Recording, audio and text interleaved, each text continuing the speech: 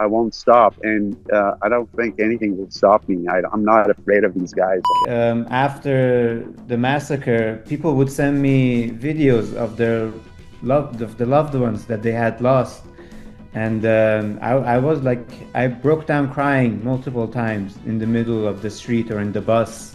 There's a huge Persian community in Los Angeles, so people come up to me, and then she just walks away. she just goes the opposite direction. She disowns you. Yeah. She if she could, she would. Part of doing comedy is offending people. Comedy is tragedy plus time, and it just depends how much time. Our thing is, the way I look at it, our lives have been living in a tragedy since 1979. We've all faced some form of tragedy.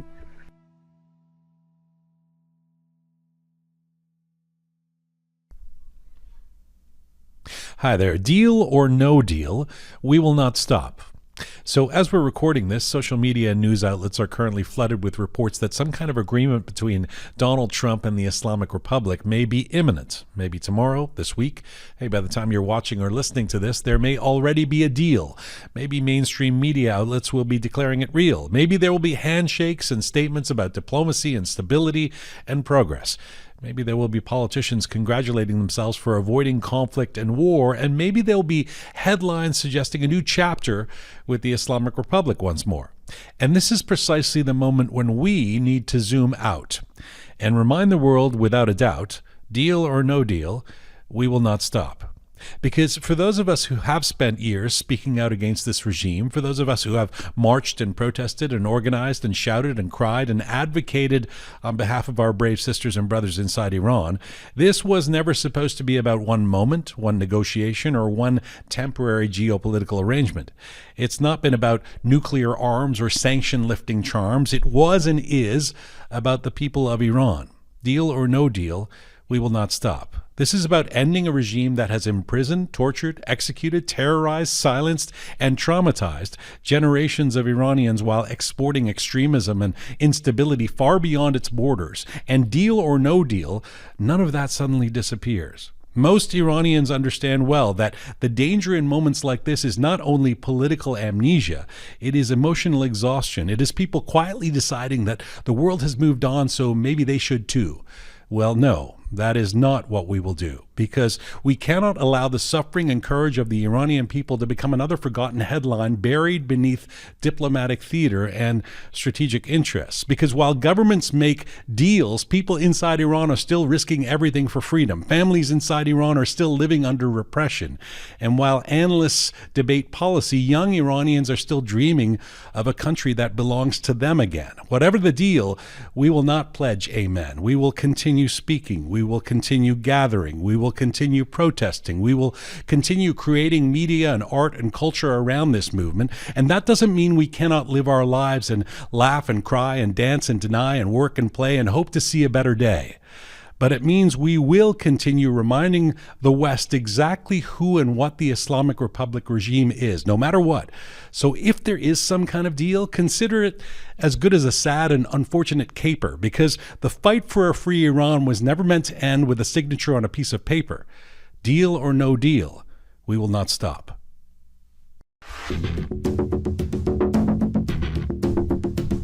It's May 25, 2026. This is Roqe.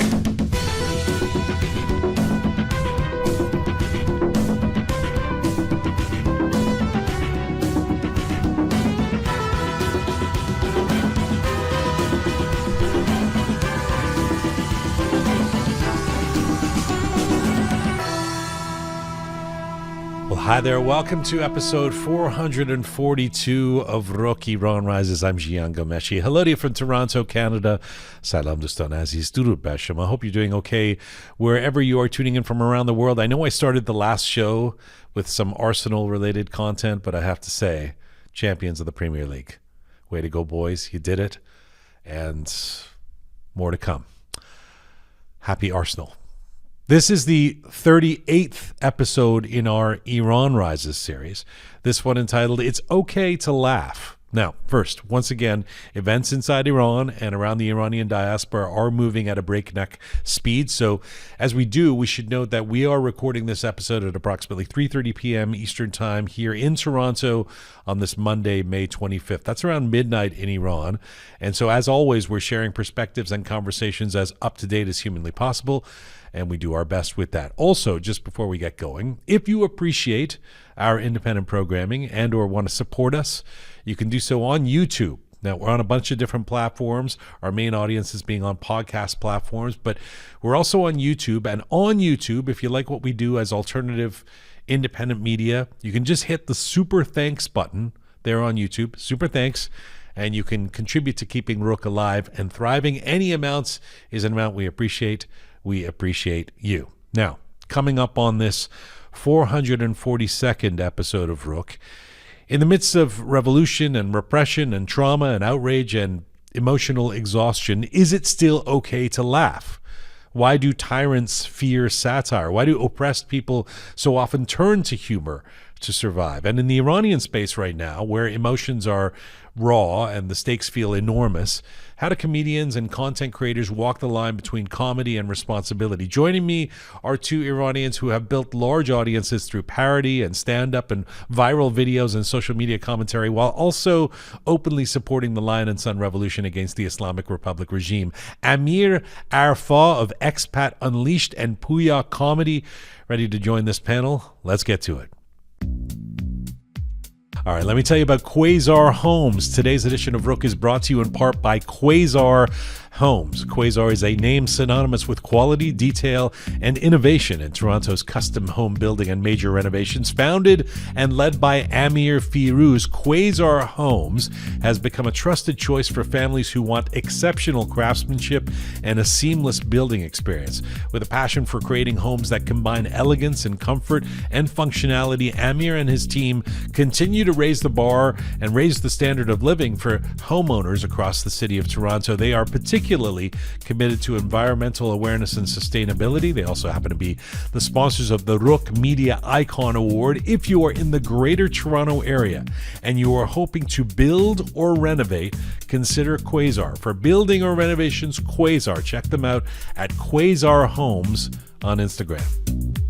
All right, let me tell you about Avoca Chocolates. This episode of Roqe is brought to you with the support of Avoca Chocolates. So in the last couple of months, I've been telling you how grateful we are that this small, non-Iranian company in Toronto has stepped up to support Iranians in this time. Noni Fembi and her staff at Avoca have been making handmade artisanal chocolate in Toronto for over 30 years.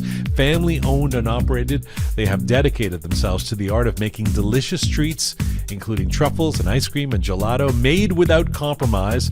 Avoca has focused on high-quality ingredients with fair trade chocolate, all made fresh daily in one of their two locations in East Toronto. If you are in Toronto, you need to taste this chocolate. Go to one of their great chocolate shops and thank them for their support. Taste these delicious handmade chocolates. If you cannot go in person, you can get their chocolates and products online at avocachocolates.com. Try it. avocachocolates.com. Thank you again, Avoca. All right, let's get to our panel. Pouya Comedy is an Iranian software engineer and stand-up comedian who was born in Iran and moved to Switzerland when he was 15 years old. He has been performing across Europe in the last couple of years, and he makes very funny and sardonic and sometimes viral videos about being an Iranian immigrant. He goes by the handle Pouya Comedy, and Pouya joins us from Zurich, Switzerland today. And he has built a large following in the Iranian online space through sharp satire, profanity-laced rants, parody videos, and unapologetic political commentary aimed squarely at the Islamic Republic regime and the absurdities of life in the diaspora. In a moment where many Iranians are exhausted, angry, grieving, and overwhelmed, he has mixed some serious and powerful commentary with content that has managed to make people laugh while still keeping one foot firmly inside the revolution. Amir Arfa of Expat Unleashed joins us from Los Angeles. Hello to you both. Hi. Hi. I'm fans of both of what you do, and I'm fans of both of you, and I appreciate both of you for making the time to do this today. This is a different kind of conversation from following the strategy or the news or what's happening somewhere in the Strait of Hormuz. I'm curious to learn about your approach. Both of you have been incredibly effective in terms of the content that you make that resonates with an Iranian audience around the world. And it's interesting because it feels paradoxical that some of what you do is lighthearted in a time when so many people are walking around deflated or depressed or angry or frustrated. So I thought we could discuss that. And under the title, It's Okay to Laugh. And Pouya, let me start with you. January was incredibly difficult for all of us. The massacres, the aftermath, as it has been for 47 years, but certainly that was the apex of what we've had to deal with. Talk to me about when you thought it was okay to start making jokes. Yes. Well, first of all, thank you so much for having me. I'm a big fan of both of you. Yeah, I have to say, being like a stand-up comedian, this is like my outlet to let out, to like express whatever I'm feeling or thinking. And the January massacre is one of the moments that really affected everybody that I knew around me, and it still does, including myself. And it was a time where I just couldn't hold back my tongue anymore after that, because before I was mostly focused on more cultural topics. I didn't really want to get too involved in politics ever, but once it happened, there was just no holding, there was no point in holding back anymore because it was such a traumatic event. And when I felt like it was okay to joke again, it's always like humor shows itself in different ways, I think. So what you joke about is usually the question, and then not when. Even in the darkest moments, you express it in a humorous way. At least that's what I do because of just the way my brain works. So yeah, once that happened, just like some of the absurdities that you would see in the news or how Western media was covering the event, or some people that I used to follow, how they covered the events. Um, you just saw a lot of things that didn't make sense to you, that didn't match what you heard from the ground in Iran, and yeah, I just started sort of ranting about them. Sometimes it came out in a perceived humorous way. Sometimes it didn't. But yeah, You weren't basically. always trying to be funny, and sometimes it was funny.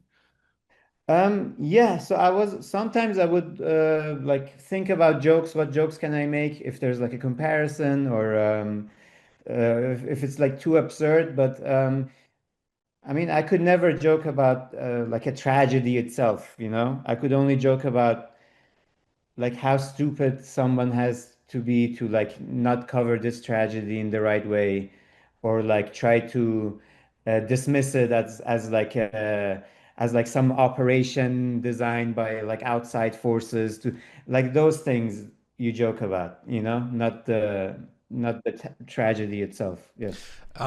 Amir, let me come to you. You know, your biting satire predates this latest revolution. Of course, you've been doing this for a while, and I have a WhatsApp group with my cousins that religiously share your content and have been doing so for a long time. But when it came to this latest round of atrocities at the hands of the Islamic Republic regime and those massacres that were unprecedented even by their standards.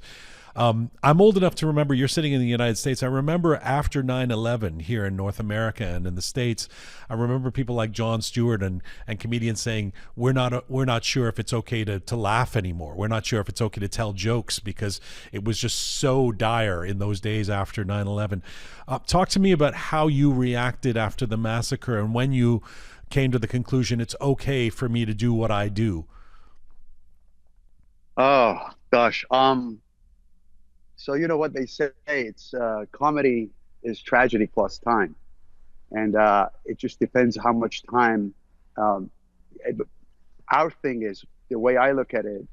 Our lives have been living in a tragedy since 1979 with old faced some form of tragedy since the inception of this stupid republic. So whether it's been, immigration that we've had to deal with, whether it's been separation from our loved ones, whether it's been death or execution of people that we know, whether it's been the war between Iran and Iraq, literally since these guys took over, one way or another, we've lived in a tragedy. And so I think because of that, a lot of us have developed thick skin.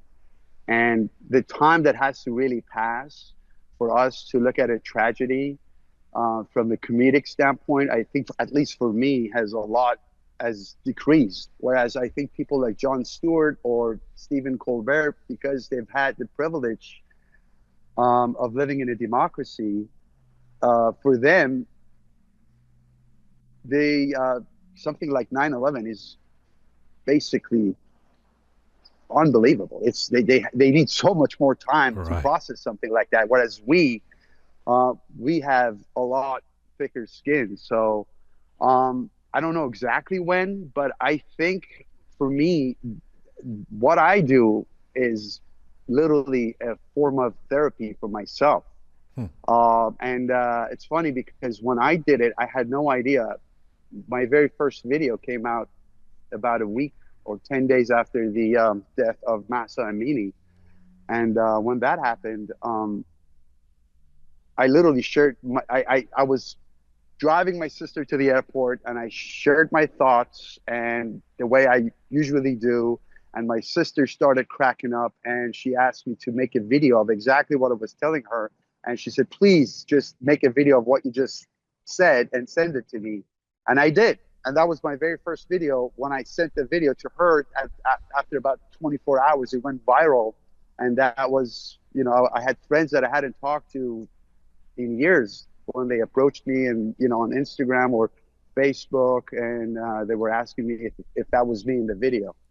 And when I saw the reception of that video, I realized, maybe there's something I can contribute. Maybe there's what I think is shared by many. So I started doing it, and sure enough,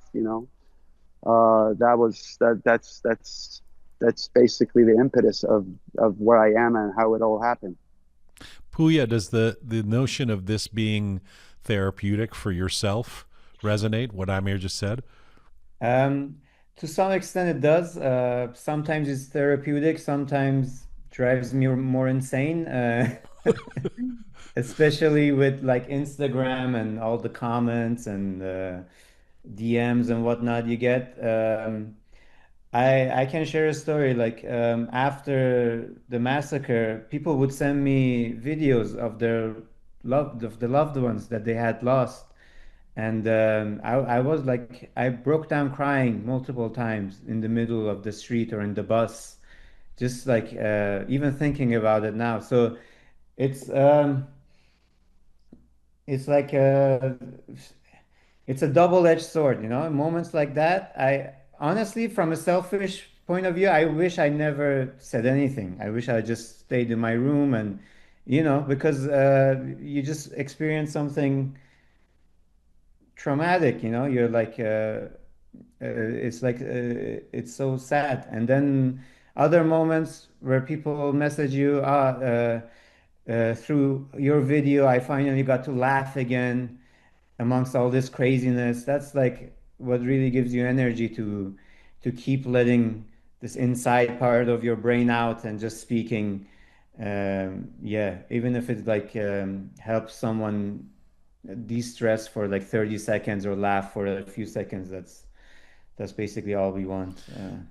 Yeah, I mean I think it does that service for people. Amir, it's interesting your content. I mean, especially in the last few months, some of it is actually very serious and quite profound. I mean, I as powerful as your humor sometimes is just you sitting, as you often do in your car, saying something really straight to camera about in a serious way.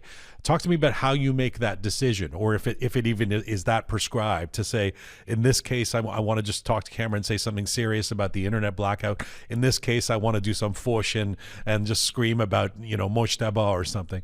Right. Well, it just depends on the subject. Like, you know what? It took me a few weeks. I actually, maybe a month after the massacre. So I try to stay serious and stay on message basically about the internet blackout and pointing out people who are basically indirectly or directly helping the Islamic Republic, like the members of NIAC. So these were subjects that I needed to actually address in English. Majority of my stuff are in Farsi and are addressed towards the Iranian. Most of my followers are actually in Iran.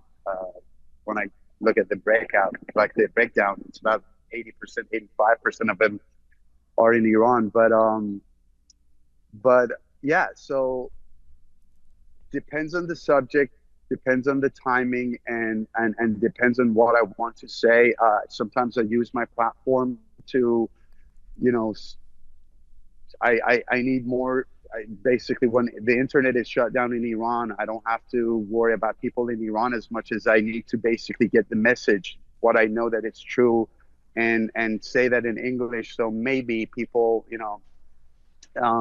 outside Iran, the reporters, the journalists, can hear that. And I was actually approached by when I did something about Mehdi Hassan and how he was trying to whitewash the massacre in the Islamic Republic and kind of this false equivalency of, we're bad and the Islamic Republic is bad too.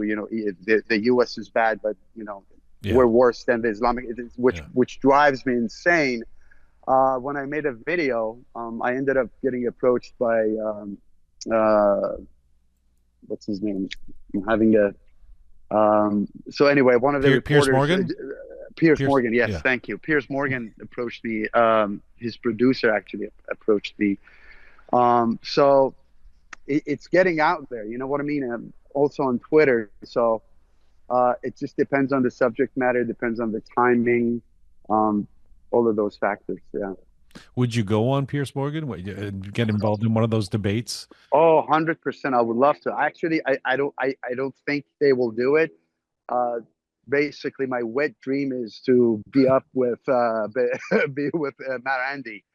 I would love to rep him a new one. But he won't come. He knows that. He only comes when it's one-on-one. Yeah. And he will not agree to like a debate or anything like that. And then these idiots, the podcasters who have no idea what's going on, they keep giving him a platform. He comes on and he just spews garbage incessantly. Yeah, and there's a lot of American podcasters. I mean, generally they tend to be left wing, but there's some right wing ones too who have suddenly seemingly become Iran experts and taken up or carrying water for the Islamic Republic regime. It's quite a bizarre spectacle that's happening in your country. It is a very strange time because usually the left and right were very much, distinguishable, but now you have the faction of the right and the faction of the left that they almost sound identical. This like Tucker Carlson and Candace Owen and they're in a way they're defending the Islamic Republic. And Mehdi Hassan is saying nice things about Tucker. So there you go. I know. The world is turning upside down. Pouya, a lot of your comedy, I would say lovingly, makes fun of Iranians, Persian families, immigrant culture, habits, diaspora culture. Talk to me about navigating that, knowing this is something I've faced sometimes when I say funny things about us, and I'll get some people in the comments saying, this is not a time to be making fun of Iranians. We need to all stay together, and they kind of don't understand what sarcasm is or satire, etc. Talk to me about navigating this moment where you want to support Iranian culture vis-a-vis the Islamic Republic regime, but at the same time, your whole brand is making fun of it. So I mean, you have to understand as a comedian or as a content creator in general, you're always gonna make mistakes. nobody's going to be perfect.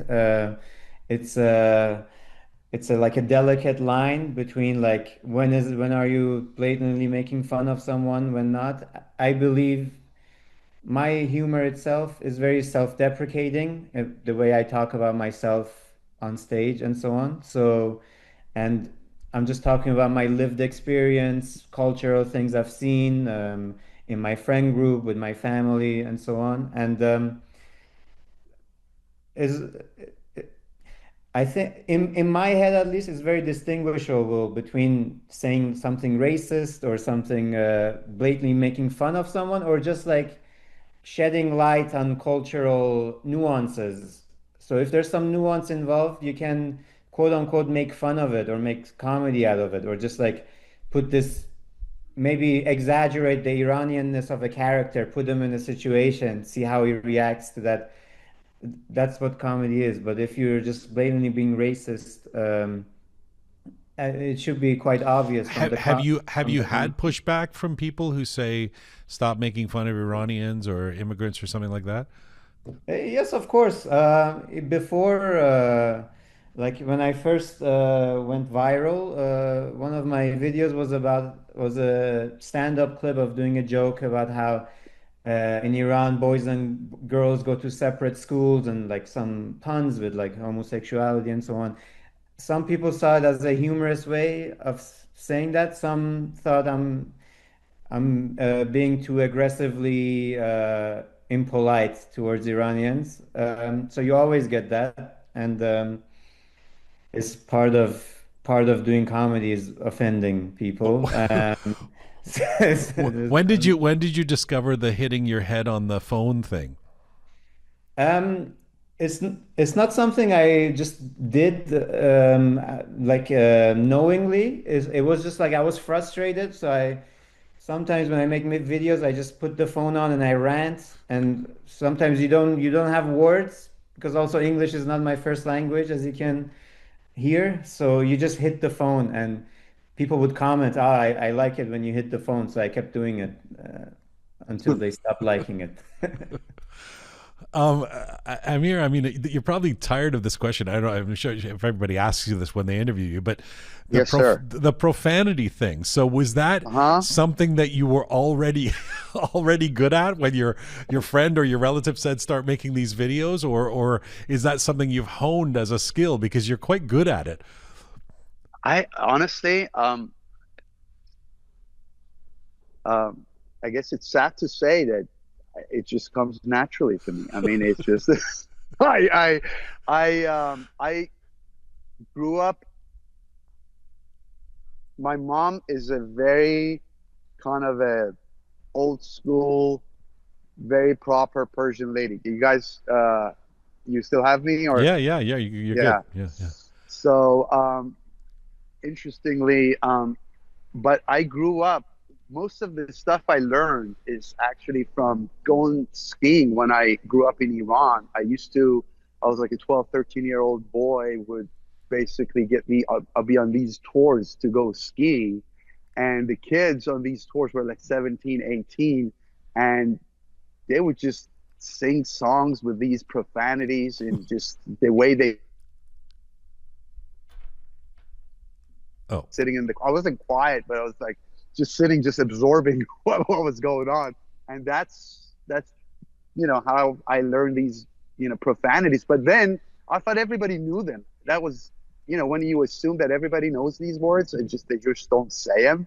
But when I started making these videos, actually it came to light that a lot of people don't ever use them or don't even know them. So that was quite a shock. But yeah.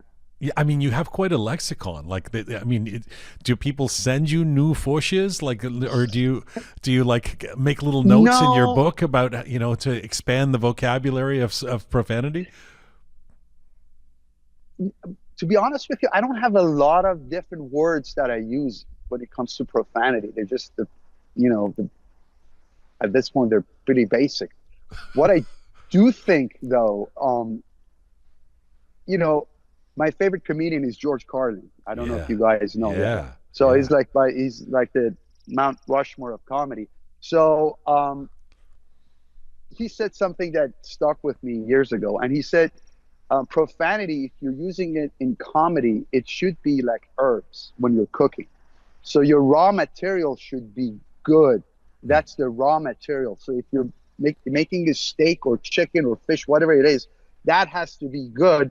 Then the herbs are the profanities that you can add and bring out the flavor. So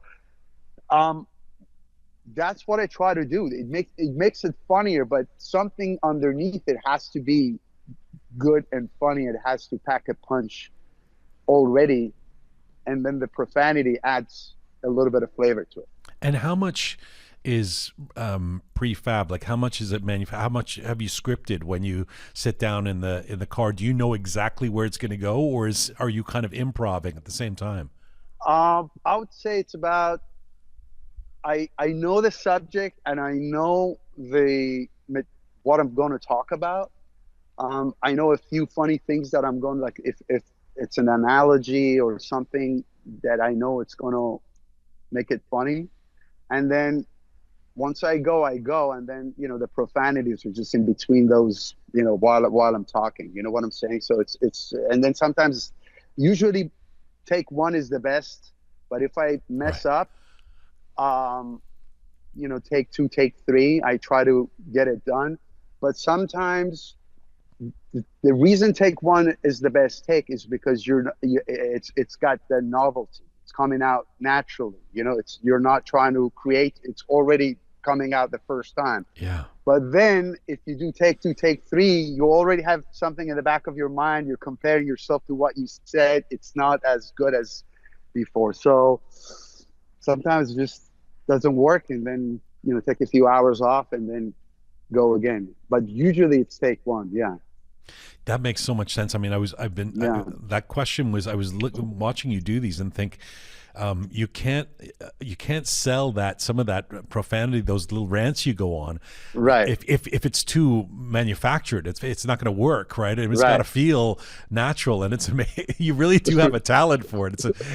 You've set the bar high for anybody who wants to do that kind of stuff. Right. Pouya, the same sort of question to you, because a lot of your videos are, they're a guy walking in the kitchen talking to his phone. How much of that is prearranged in your mind? Yeah, so it's similar to what Amir just said. So you sort of have some ideas in your head, and usually just talking to the phone more comes out than what you thought of before. So it's not pre-scripted. And like my best videos or the ones with the most views are usually take ones as well.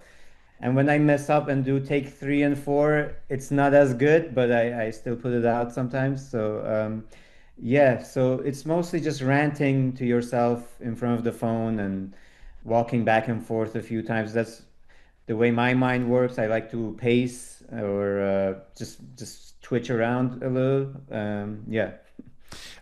In terms of the title of this episode, it's okay to laugh. I mean, has there been, to be Roqe, has there been anything that you've posted, be it in the last 5 months or even before, where in the aftermath you kind of went, I probably went too far with that. I probably shouldn't have.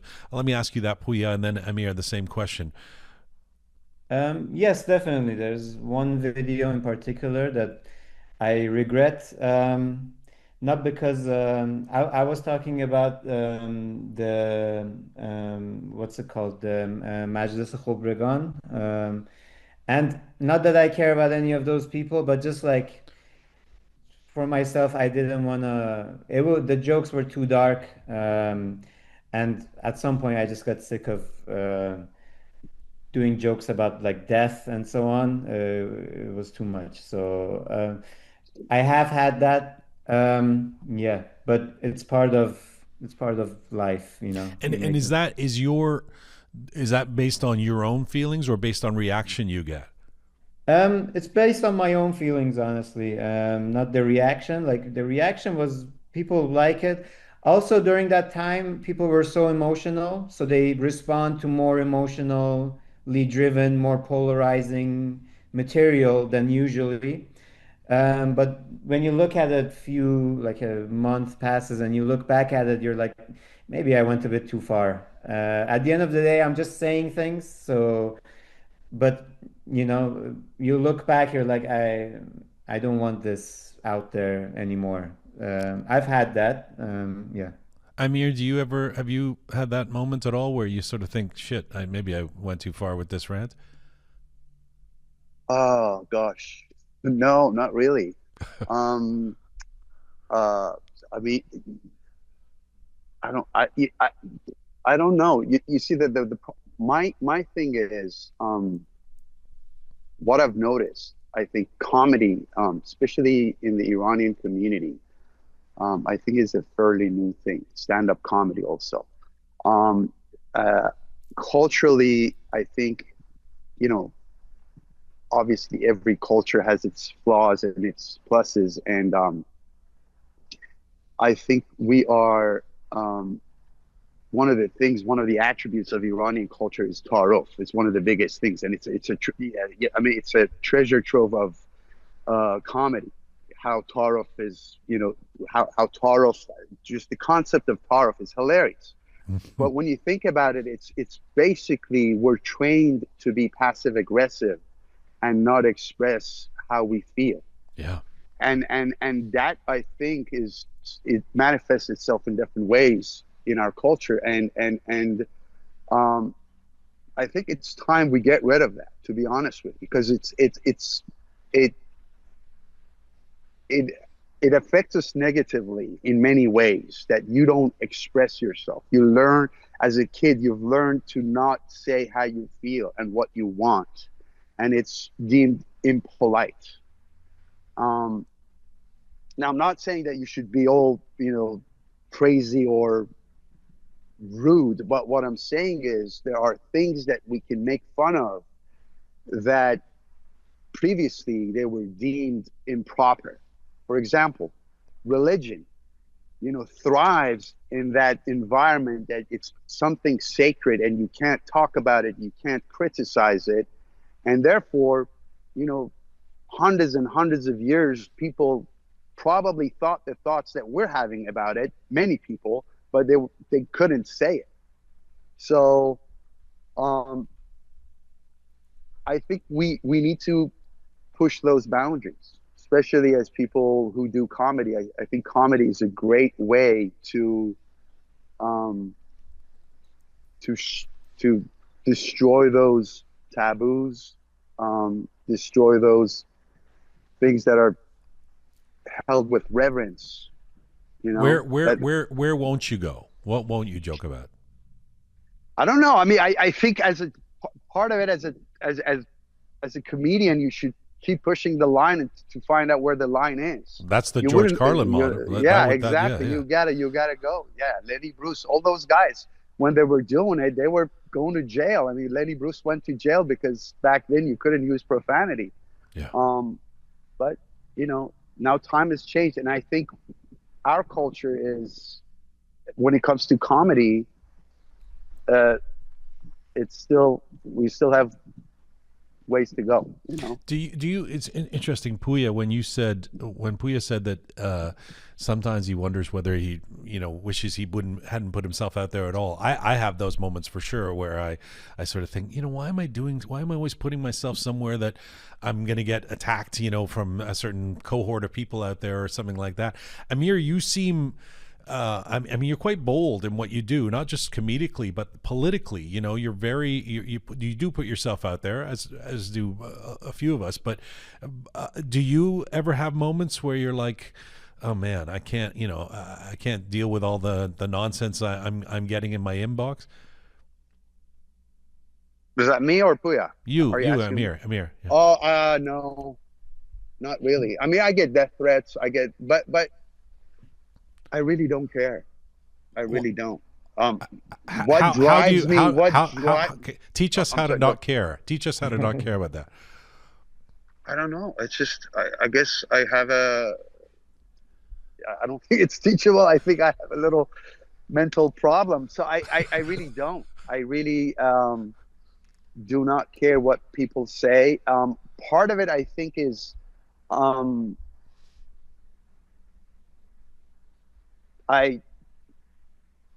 in a funny way, when I came out of Iran, I was in my 20s, and you know, I dealt with these guys. I went to jail. I was beaten. Like most kids who are, you know, just want to live life like a normal, young person. You go with your friends, you drink, or you go to a party, you get arrested.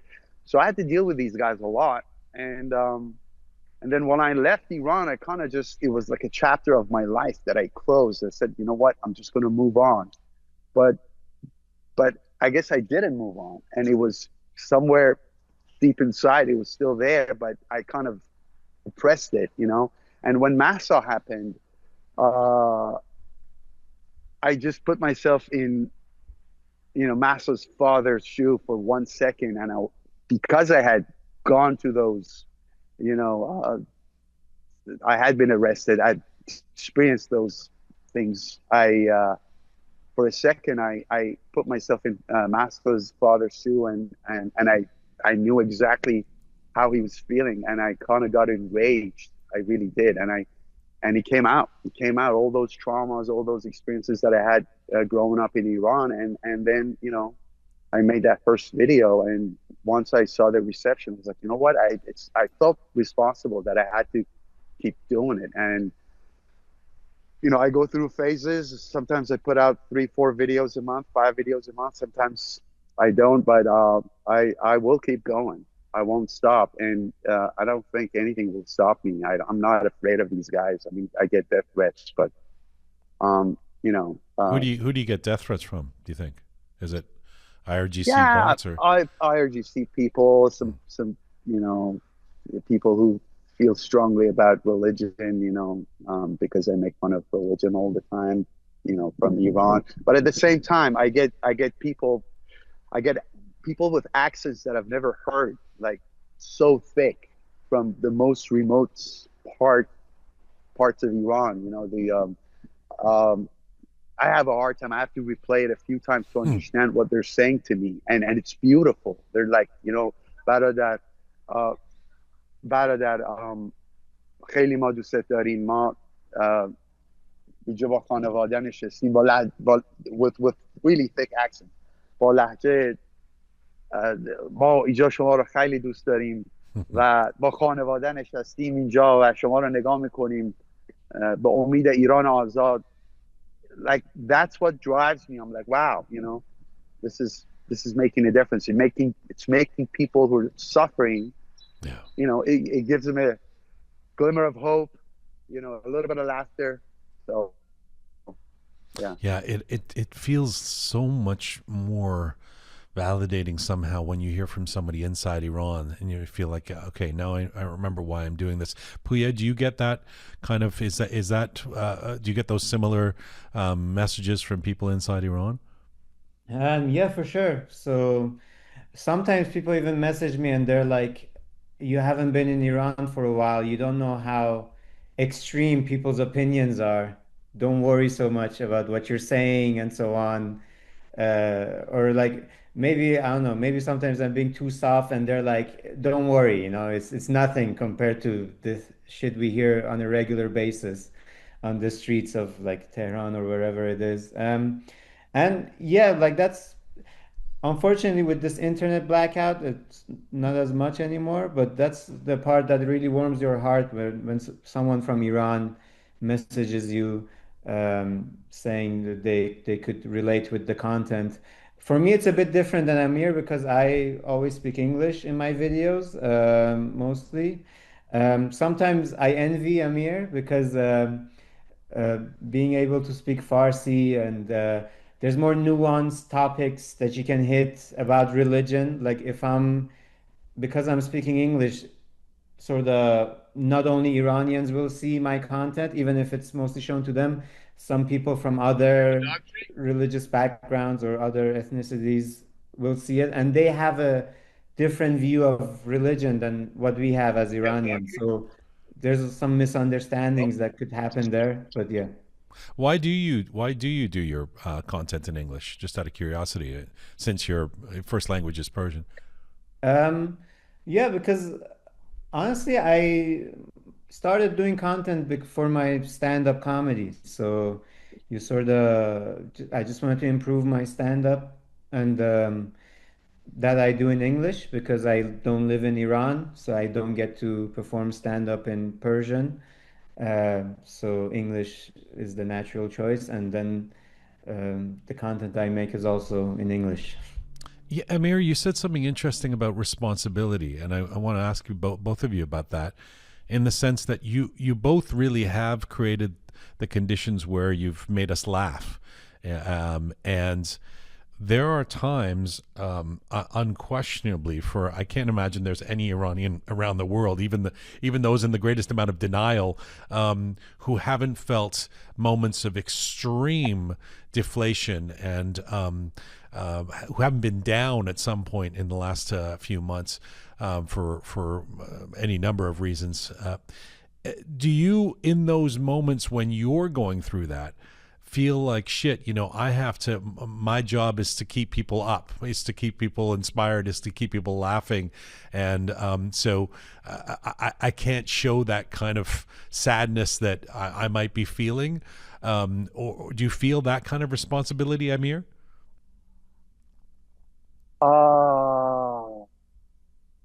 That I'm not supposed to share my feelings, that I'm sad.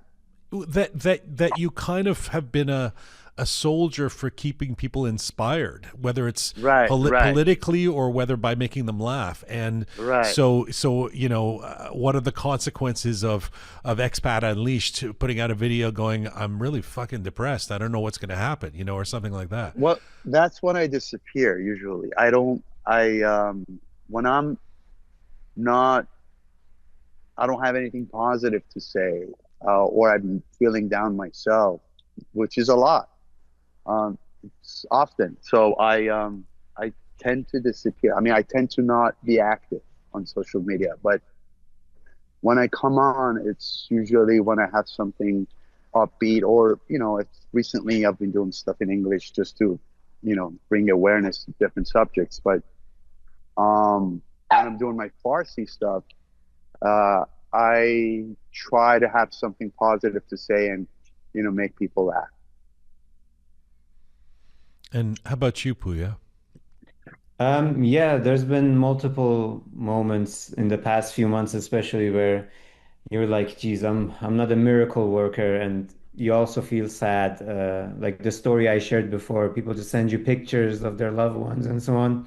Excuse me. And yeah, so like Amir said, in those moments, usually I'm not making videos, or I try to distract myself by doing something on a different topic, or I share people's posts that I see and like that are talking about serious topics in a serious way, in a non-comedic way, because I'm just a guy doing jokes, yeah, I'm not good enough of a joke writer to write a joke about everything.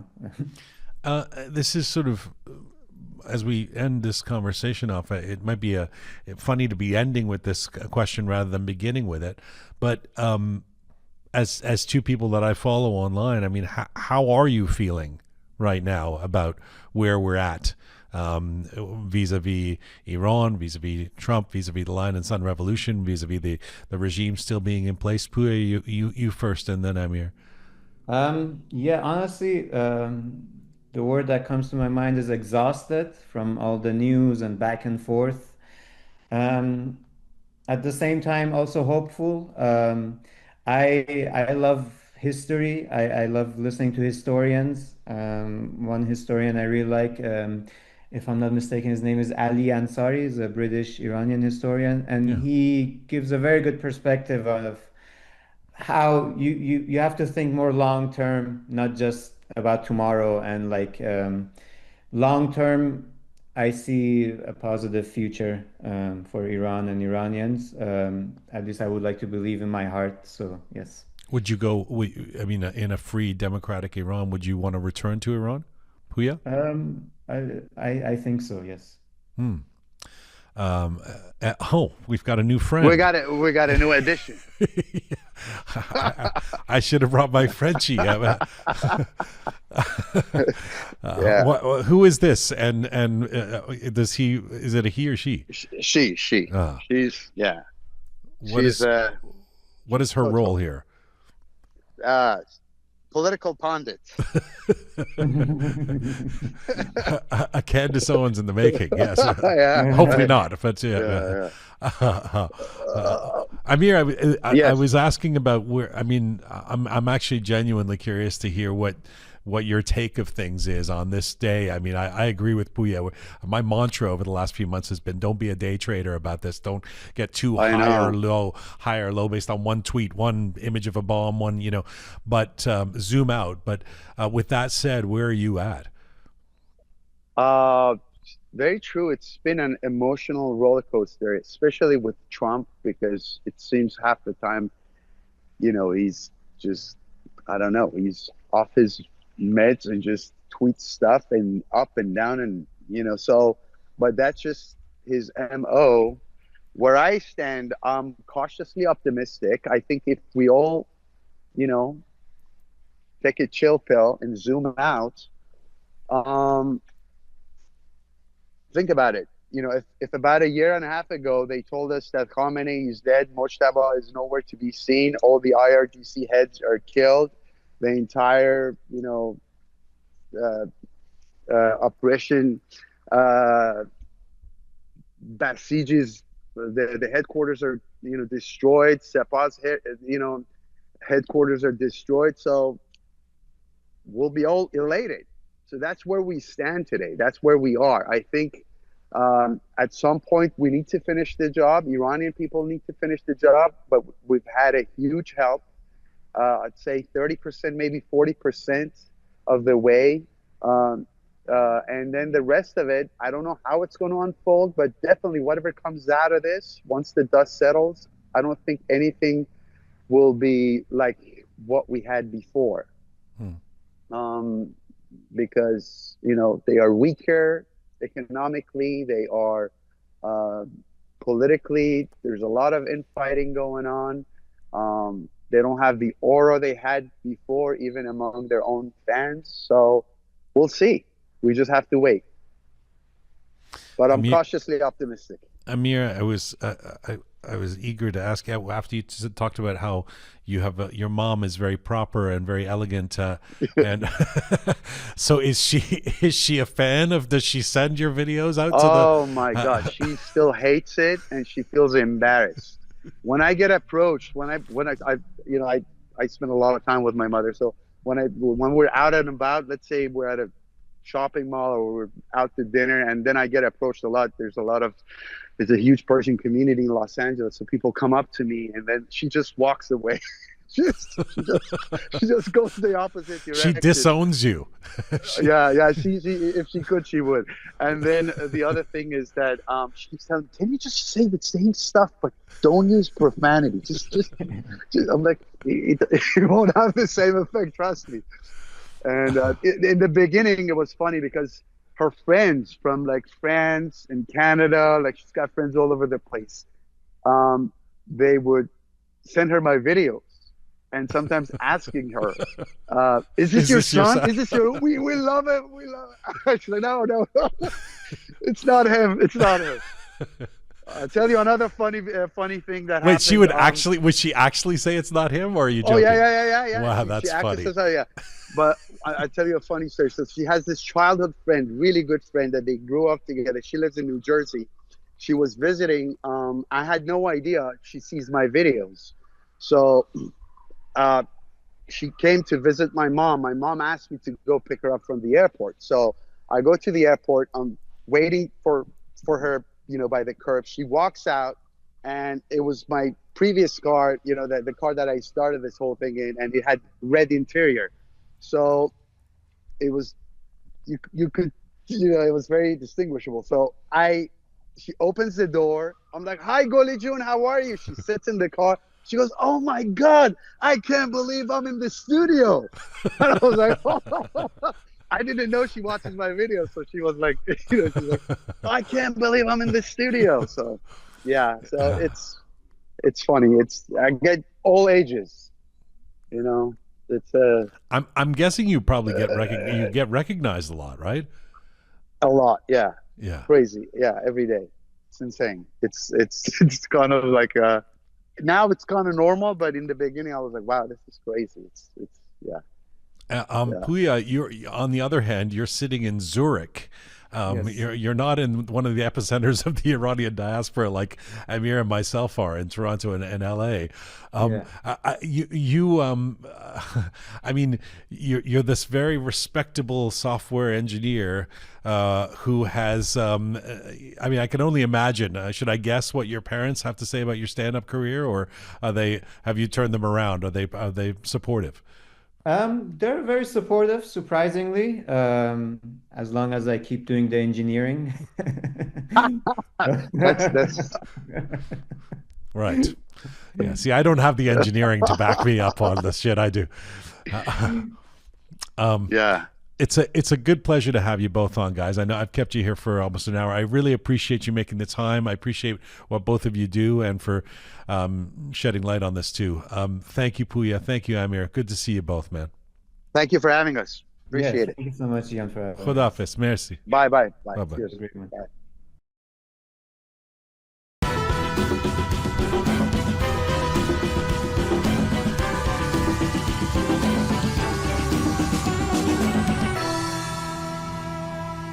Big thanks to Amir and Pouya. If you don't already follow them, you can of course find them at Expat Unleashed. That's Amir's handle, and Pouya Comedy, the dynamic duo. We appreciate both of them for being on this program and making the content that they do. If you have thoughts on this, by all means, or if you just want to contact us about anything else, info@roqemedia.com is our email address, info@roqemedia.com. Or you can comment, and we appreciate it, on any of our platforms, especially when you give us a like or subscribe. Apple, Spotify, SoundCloud, CastBox, Telegram, YouTube, Instagram. You'll find us all over. All right. This is Full Time for Roqe for today. Thank you to the amazing core team who've been putting the show together twice a week during the Iran Rises series. Super Patty Sauce Sanjurani with the new haircut, Savvy Roham Meher with the old haircut, and the photo and video queen, Tina Farahi. No update on her hair. Thank you as well to Smart Pega, Charming Kimia, Talented Anahita, Methodical Kaveh, and the Rising Kion, hopefully still rising. Thank you to all of you out there supporting us and sharing our content. So if you don't already subscribe for Roqe and you've been watching these programs or listening to us on podcasts, it is easy to subscribe. It is free, and then you get notified of when our new programs come out. So go ahead and do that.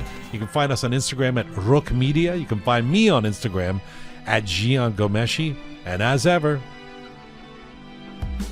Mizun Bashi.